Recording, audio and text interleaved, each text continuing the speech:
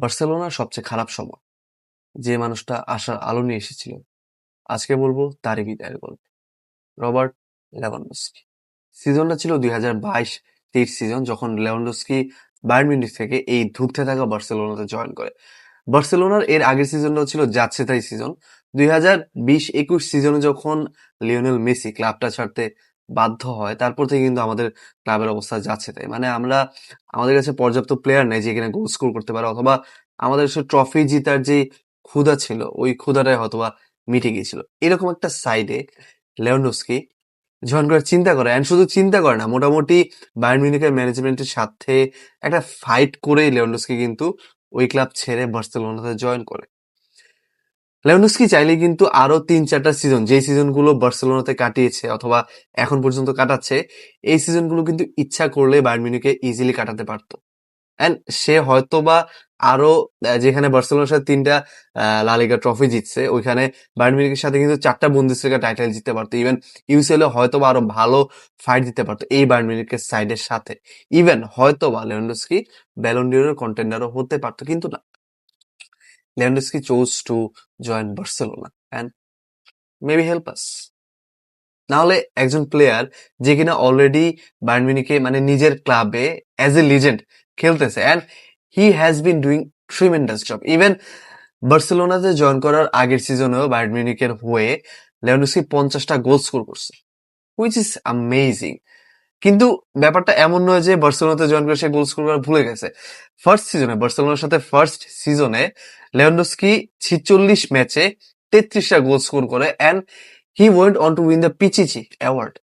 মানে 34 বছর বয়সে এসেও লেভানডস্কি 33টা গোল স্কোর করে এন্ড লা লিগার টপ স্কোরার হয়েছিল।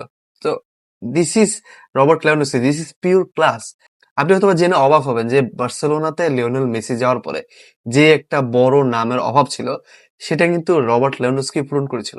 এন্ড আজকের এই বার্সেলোনার যে সাইডটা আমরা দেখতেছি, যেখানে রাফিনহা আছে, তারপর লামিন ইয়ামাল আছে, পেদ্রি আছে, গাভি আছে, Fermin Lopez, Cubarsi, Araujo, one Garcia, এই যে বার্সেলোনা সাইডটাকে নিয়ে আমরা গর্ব করছি, এই সাইডটার শুরুর দিকটা কিন্তু লেভানডস্কি দিয়ে শুরু হয়েছিল।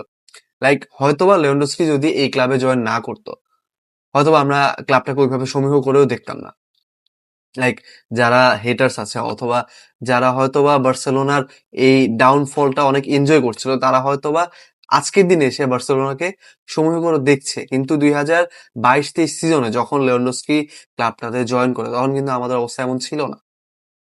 2022 সিজনে লেভানডস্কির জন্য কেমন ছিল? সিজনের শুরুতে এই স্টার্টিং সিজনে লেভানডস্কি কিন্তু লা লিগা ট্রফি জিতে, পিচিচি অ্যাওয়ার্ড জিতে, এন্ড এই সিজনটা পুরোপুরি মোটামুটি লেভানডস্কির জন্য ভালো ছিল। বাট পরের সিজনটা আবার খারাপ ছিল, বিকজ ওই সিজনটা বার্সেলোনা ট্রফি লেস যায়। আর 2024-25 সিজনে এসে কিন্তু লেভানডস্কি আবার ট্রফি জিততে শুরু করে। যখন হান্সি ফ্লিক বার্সেলোনার দায়িত্ব নেয়, তখন লেভানডস্কি এই সিজনে লা লিগা, সুপার কোপা দে ইস্পানা, তারপর কোপা দেল রে এন্ড ইউসিএল এর সেমিফাইনাল পর্যন্ত যায়। এই 24-25 সিজনে কিন্তু লেভানডস্কি টোটাল 42টা গোল স্কোর করে।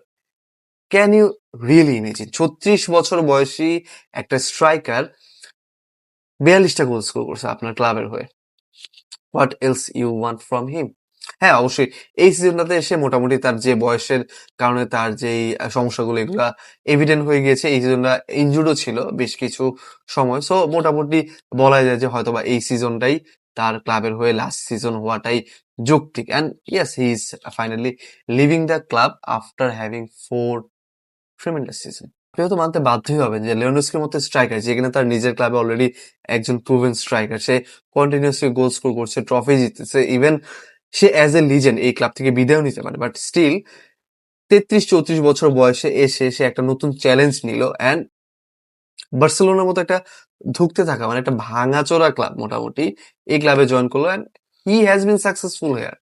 আপনি হয়তোবা টপ টিয়ার স্ট্রাইকারদের কথা যখন বলেন বার্সেলোনার, ইতো, তারপরে সুয়ারেজ অথবা Romario, even R9, Thierry Ori, আপনি যার কথাই বলেন না কেন, আপনি হয়তোবা বলতে পারেন যে লিওনেল তো ওই মাপের স্ট্রাইকার হয়তোবা না বার্সেলোনার জন্য, but really ask yourself again, তাদের সময় তারা যেরকম একটা টিম পেয়েছিল, ইভেন সুয়ারেজের সময় মেসি ছিল, নেইমার ছিল, ইনিয়েস্তা ছিল, ইনিয়েস্তার মতো মানে প্লেয়ার, র্যাকিটি ছিল, বুস্কেট ছিল, এরকম প্লেয়ার থাকার পরে Suarez was was a great striker for Barcelona, but লেভানডস্কির সময় কে ছিল?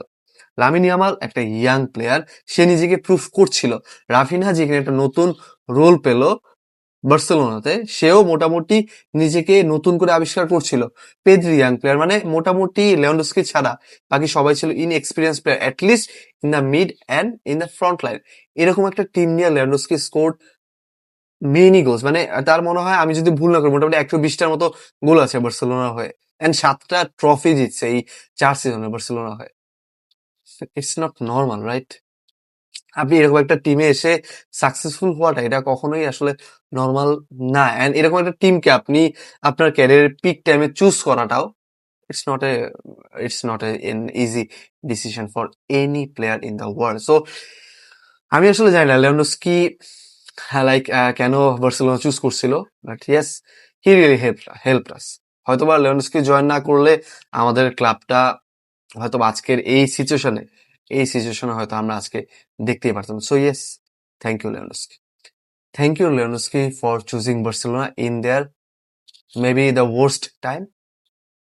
2022-23 সিজনে লেভানডস্কি যদি আমাদের ক্লাবে জয়েন না করতো, আমি জানি না আসলে ক্লাবটার পরিস্থিতি কি হতো। অ্যান্ড 2025-26 সিজন শেষে লেভানডস্কি ক্লাব ছাড়ছে, হয়তো বা সৌদিতে জয়েন করতে পারে অথবা অন্য যে কোনো ক্লাবে যেতে পারে, but still we should always be grateful to him for joining this club. Thank you, Lewandowski, again for being a part of this Blaugrana site. Thank you, Lewandowski. And regular এরকম আরো কন্টেন্ট পাওয়ার জন্য follow করুন স্কাইলার্স।